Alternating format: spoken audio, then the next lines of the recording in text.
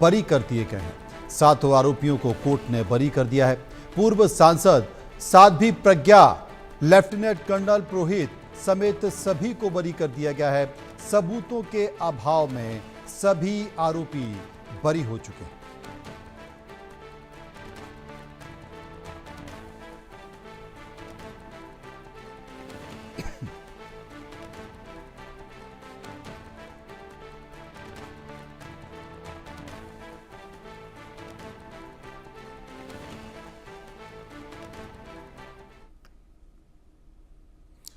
तो 2008 का जो मालेगांव कांड था, महाराष्ट्र के मालेगांव में 2008 में हुए बम धमाके के मामले में 17 साल बाद आज फैसला आ गया। इस मामले में एनआईए की स्पेशल कोर्ट ने साध्वी प्रज्ञा ठाकुर समेत सभी 7 आरोपियों को बरी कर दिया है। अदालत ने कहा है कि शक के आधार पर दोषी नहीं ठहराया जा सकता।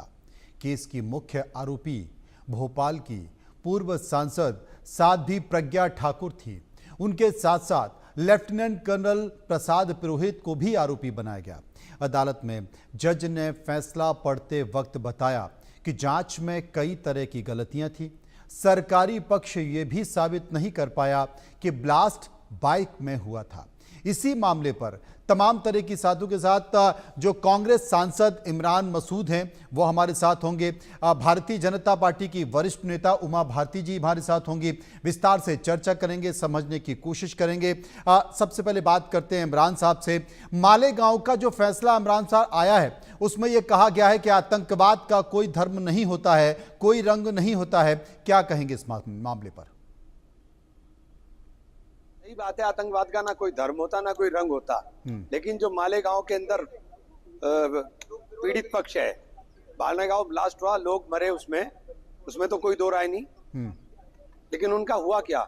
उनको तो न्याय नहीं मिला ना। तो एजेंसी ने क्या, जो प्रोसिक्यूशन है, प्रोसिक्यूशन की कहाँ कमी रही? प्रोसिक्यूशन ने वो सारे सबूत क्यों कोर्ट के सामने नहीं पेश किए? ये सारी चीजें देखने वाली हैं और समझने वाली हैं। और ये जो बार बार बोल रहे हैं कि भगवा आतंकवाद, आर.के. सिंह उस वक्त यहाँ के होम सेक्रेटरी थे और 10 साल एमपी रहे और मिनिस्टर रहे। तो ये शब्द तो उनसे पूछिए कि उन्होंने कहां से निकाल के लाए थे, हमसे मत पूछिए। बिल्कुल पूछेंगे। इस बीच पूर्व केंद्रीय मंत्री उमा भारती जी हमारे साथ मौजूद हैं। उमा जी, मालेगांव का फैसला आने पर आपकी क्या प्रतिक्रिया? I welcome the judgment and I feel very proud of Sadhvi Pragya, colonel Purohit. हाँ, मेरा पहला बयान ये है कि मैं माननीय अदालत के आदेश का बहुत सम्मान करती हूँ, अभिनंदन करती हूँ। जो लोग इसमें बेकसूर बरी हुए हैं वो सब शुरू से ही बेकसूर थे। और जो ये बात कही जा रही कि तथ्य कमज़ोर थे, तो तथ्य तो जब जुटाए गए तो दिल्ली में और महाराष्ट्र में कांग्रेस की सरकार थी और एक प्रकार का औरंगजेबी शासन था ये। क्योंकि जितनी यातनाएं दी गई इन लोगों को ये कबूल करवाने के लिए कि वो राष्ट्रवादी संगठनों के नेताओं के नाम लें, वो बीजेपी के बड़े नेताओं के नाम लें कि सब मिल करके भगवा आतंकवाद की रचना कर रहे हैं, लेकिन घोर यातनाएं सह करके भी वो नाम नहीं लिए हैं।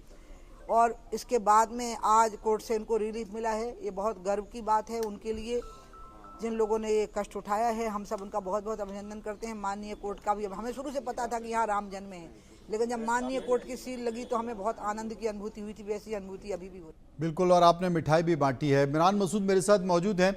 हिंदू आतंकवाद, भगवा आतंकवाद जैसे शब्दों का इस्तेमाल कांग्रेस के नेताओं ने किया और लगातार वो इस पर बोलते रहे। इस पर आपकी प्रतिक्रिया?